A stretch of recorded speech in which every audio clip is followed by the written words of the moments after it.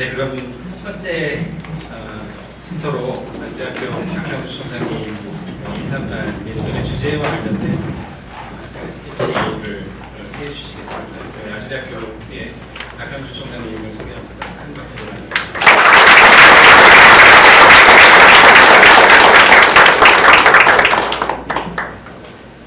네, 원래는 인사말만 드리려고 했는데 짧게 아시대학교 소개도 잠깐 하는 게 어떠냐고 해서 약간의 프레젠테이션을 겸하겠습니다. 그래서 지은석 회장님의 시간을 너무 뺏으면 안 되기 때문에 많이 뺐어요. 근데 또 여기 참여한 굉장히 다양한 대학들이 있는데요. 각자 방식으로 대학을 성장시키고 또 학생들에게 어떤 더 나은 미래를 준비하게 하는 그런 노력을 하시잖아요.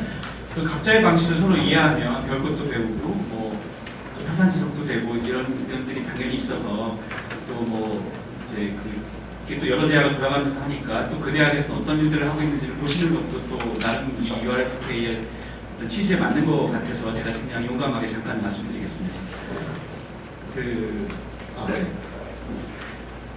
그냥 제가 할게요. 저희 그냥 Facts and Figures인데요. 저희들이 학과 평가에서는 지금 이 건물이 홍제관인데요. 이게 우리 대학에서 가장 최근 건물입니다. 작년에 오프닝을 했어요. 간호대학이 있고 그리고 의대가 일부 쓰고 있습니다만 그래서 홍제관입니다. 홍제는 옛날 정조의 아오입니다. 그래서 정조 대왕의 그러한 실사고시 이런 것들을 표현하는 것이고요.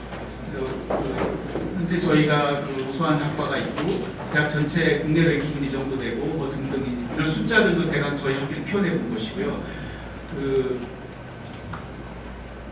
우리 대학의 어떤 전략이랄지 어떤 계획을 세울 때 우리 현재 어떤 상황이 어떤가라는 그런 걸 좀 들여다봐야 되겠죠. 이런 것들이 현재 어떤 키워드 같습니다. 이런 것들이 우리에게는 opportunities at the same time threats죠. 이것들이 어떻게 우리의 계획에 영향을 줄 것인가를 고민해봐야 되겠는데요. 특히 이제 지금 당장은 이 인구 위기가 사실 저희한테는 가장 당면한 문제 중에 하나입니다. 이렇게 지금 학령 인구가 줄고 있습니다. 게다가 IMF가 크라이시스가 있었고 그 직후에 1년, 2년 뒤에 버스트 레이트 한국의 출생률이 아주 한꺼번에 완전히 내려간 적이 있습니다. 이게 이제 하나의 클리프인데요. 이때 한번 완전히 내려간 다음에 그 뒤로 한 번도 회복을 못하고 계속 내려가고 있거든요. 그래서 한 해가 아주 그냥 이렇게 출생률이 급전직하한 해가 있는데요. 그 아이들이 내년에 대학에 들어옵니다. 내년과 내후년. 그래서 앞으로 2년이 저희들이 위기일 거라고 생각하는데요. 그 뒤에는 아마 우리도 나름대로 또 학습 효과가 생길 것이니까 적응할 텐데 내년과 내후는 이전에 없었던 일들이 일어날 거예요. 정원을 못 채우는 대학들이 생길 것이고 이게 그러니까 우리가 말만 하던 일들이 일어나는 해가 내년과 내후입니다. 지금 전국에서 가장 불쌍한 자리에 있는 분들이 입학처장입니다.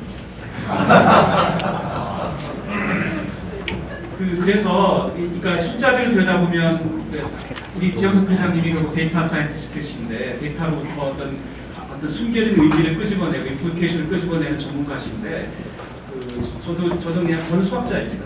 그러니까 태생적으로 저는 데이터로부터 의사결정을 하는 나름의 버릇을 갖고 있는 사람인데요. 그러니까 이제 이게 무슨 뜻일까 제가 고민을 하는 거죠. 이건 모든 대학이 갖고 있는 공통의 고민이지만 각자의 방식으로 이제 해결을 해야 되는 이 상황입니다. 저는 앞에 보여드렸던 이런 키워드 중에서 현재 가장 이미디 크라이시스라고 생각합니다. 이런 것들에 각 대학마다 결국은 그런 전략이 필요한데 어떻게 대응할 것이냐인데 그냥 대학은 결국은 교육기관이에요. 대학에 거치되고 있는 건 교육과 연구이죠. 그렇지만 대학을 한 단어로 만약 요약하라고 한다면 전 교육기관이라고 하겠습니다. 근데 우리가 보통 교육이라는 걸 얘기할 때 트레이닝이라는 개념으로 시작했죠. 그러다가 티칭이라는 개념이 나왔고 티칭에서는 주어는 교수고 목적어는 학생이죠. 근데 이제 그게 러닝은 주어가 학생입니다. 그래서 티칭에서 러닝으로 왜 우리가 변화를 항상 크게 크게 얘기하잖아요. 티칭에서 러닝은 주어가 바뀌는 의미가 있죠. 근데 이제 우리가 2단계에서 이제는 그 학습이 아니라 이제는 가치를 만들어내는 게 이제 교육의 중요한 포인트가 돼야 된다라는. 그래서 저는 이게 이제 이번 표현할 때 4.0이라고 그래서 교육 4.0입니다. 그래서 그 얼마 전에 아주대학이 새로운 그 10년 계획을 세우고 그리고 아주비전 4.0이라는 걸 이렇게 하는 그런 행사를 했는데요. 아주비전 4.0은 우리는 이걸 이 교육의 핵심에 놓겠다라는 그런 의미였습니다. 그래서 4.0. 우리가 이제 아까 그런 인구 구조의 변화나 이런 것들에서 결국은 대학이 어떤 어떤 혁신의 노력을 분명히 어떤 이노베이션이 필요한데 에듀케이션에는 결국은 그 학과별 이렇게 갈라져 있는 것들이 결국은 이제는 보드 크로싱이 자연스럽게 일어나는 것들이 필요한데요.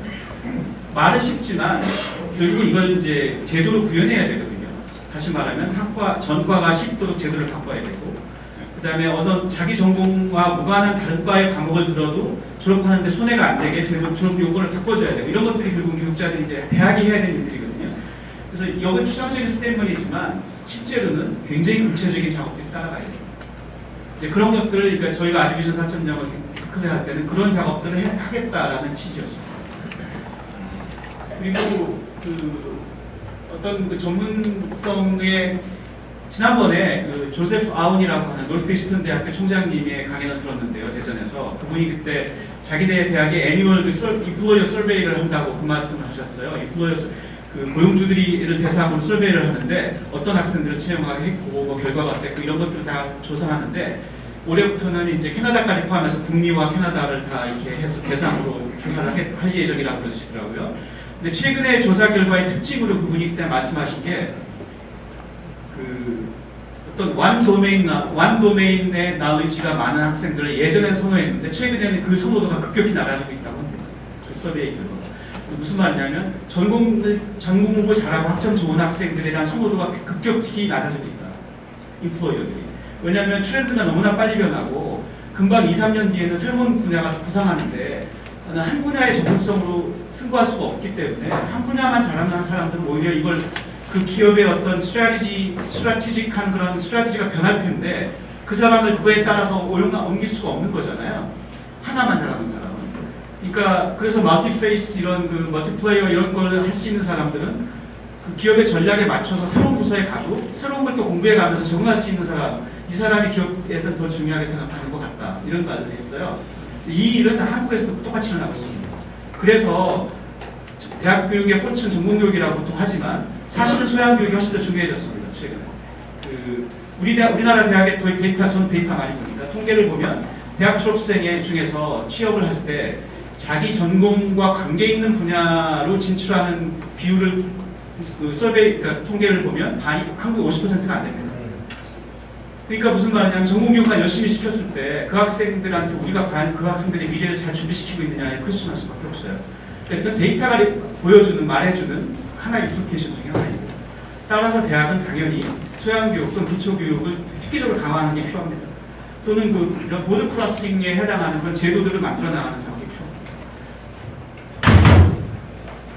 당연히 이런 일들이 일어나야 돼요. 왜냐하면 그 학생들의 퓨처 인플로이어들이 이런 걸 요구하고 있거든요. 자기네 그냥 한 사람이 할 수 있는 역할들이 점점 제한되기 때문에 당연히 콜라보레이티브 스킬이 필요하고 이거는 연습해서 늘어나는 스킬이거든요. 대학은 이걸 연습시켜야 됩니다. 크리에이티브라는 건 너무나 당연하고 그 다음에 이제 프로젝트 베이스 러닝이 이제 아시다시피 지금 굉장히 큰 트렌드인데 왜냐면은 그러니까 옛날에는 백문이 불여일견이라고 해서 100번 읽는 것보다 한 번 보는 게 더 낫다고 했는데 요즘은 100견이 불여일동이라고 해요. 100번 보는 것보다 한 번 해보는 게 낫다. 그러니까 그게 프로젝트 베이스 러닝의 컨셉이죠. 한 번 해보는 게 나은 거거든요. 그러니까 그 아주대학 같은 경우는 이걸 실제로 현재 이제 제도로 구현했습니다. 그래서 파란 학기제라는 게 있고요. 학생이 자기가 이런 문제를 해결하겠다라는 프로젝트 프로포즈를 내고 그걸 승인받으면 최대 18학점까지 그걸 할 수 있습니다. 그러니까 그걸 해서 학기 말에 평가받아서 18학점의 크레딧을 받을 수 있습니다. 3학점에서 18학점까지. 혼자 해도 되지만 보통은 팀으로 하는 걸 권하고요. 그럼 그팀 학생들이 같이 그 18학점을 받아서 만약 최대 그러면 그 학기 동안 올인해가지고 각각 18학점의 크레딧을 받을 수 있어요. 대신에 학점이 높을수록 당연히 그거에 대한 그 익스펙테이션이 높아지는 것이고, 그리고 그게 만약에 무슨 뭐 어디에 출장을 가야 되고 어떤 뭐 만약에 그 동영상 어떤 다큐멘터리를 만드는 프로젝트라고 한다면 그걸 그냥 최소한의 예산도 지원해야 돼요. 맞아요. 그 프로포절에 학생들이 그 필요한 예산을 정해야 돼요. 이런 걸 하고 있는데요. 이게 프로젝트 베이스 러닝인데 저는 굉장히 어쨌든 아직은 우리가 아직은 좀 더 갈 길이 있지만 초기적 그 현재 초기 그 사인은 굉장히 좋다고 생각합니다. 그래서 이런 것들을 하나로 표현한다면 이게 무슨 말일까 생각해봤는데요. 그 이렇게 이제 여러 분야의 보드 크로싱 이런 것들을 저는 이제 커넥팅이라고 표현했는데요. 여러 분야의 연결성이라고. 그래서 커넥팅 마인드는 물론 이 연결하는 마음, 연결지성이라고 번역할 수도 있겠고, 또 마음은 연결하기라고 표현할 수도 있겠습니다. 그러니까 그 여러 분야들의 그런 보드 크로싱이 가능한 그런 문화를 커넥팅 마인드라고 표현했는데요. 우리 대학의 새로운 슬로건입니다. 우리 저희 공부 건물인데 이곳과 앞에 이거 보셨죠? 이 얼마 전에 만든 상징물입니다. 그래서 자기 한 분야의 전문성도 가져야 되겠지만 그 전문성 이상을 가진 사람들을 우리 대학에 배출하고 싶다 이런 뜻을 담고 있습니다. 그래서 이것들이 구현되려면 교육에도 구현돼야 되고 연결된 교육에 연결된 연구 그리고 문화도 그런 연결성을 존중하는 문화. 그러니까 여러 분야의 또 소양을 가진 사람이 밸류 받는 그런 문화를 말하는 것이죠. 그리고 어떤 인더스트리 아카데미아 코퍼레이션도 굉장히 중요하고요. 현학협력도. 그리고 이러한 밸류 쉐어링이라는 공유 가치라는 것까지 연결성이라는 걸 저희 대학에 이제 7층 가치로 삼고 있습니다. 좀 전에 말씀드렸던 파라다키제인데요. 파라다키제의 프로젝트 그동안 했던 일 중에 하나입니다. 이런 걸 자기들이 만들겠다라는 그런 걸로 한 학기 하고 이제 그 프로덕트로서 이제 평가받고 크레딧을 이제 학점을 받는 그런 것들이죠. 실제로 지금 굉장히 다양한 프로젝트들이 실제 일어나고 있습니다.